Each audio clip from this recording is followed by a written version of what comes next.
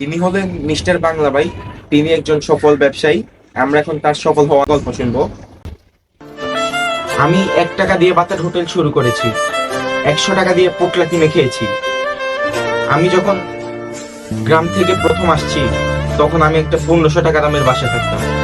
Daily 20 ঘন্টা পড়ালেখা করতাম, প্রতিদিন মাত্র 3 ঘন্টা ঘুমাইতাম, বাকি 1 ঘন্টা লুচ্চামি করতাম। শুধুমাত্র পেঁয়াজ আর গরুর মাংস দিয়ে ভাত খেতাম। আর এখন আমি একজন সফল ব্যবসায়ী। প্রতিদিন কমসে কম 100টা পোটলা বিক্রি করি। এমনকি এখন বাংলাদেশের সবচেয়ে বড় পোটলা বিক্রেতা আমি। আমার আন্ডারে 2টা ডেঙ্গি, 2টা ডলা আর একটা মালখোর কাজ করে। ওদের দিয়ে কাজ করানোর সুবিধা কি জানেন? ওরা সারাক্ষণ আকাশে থাকে।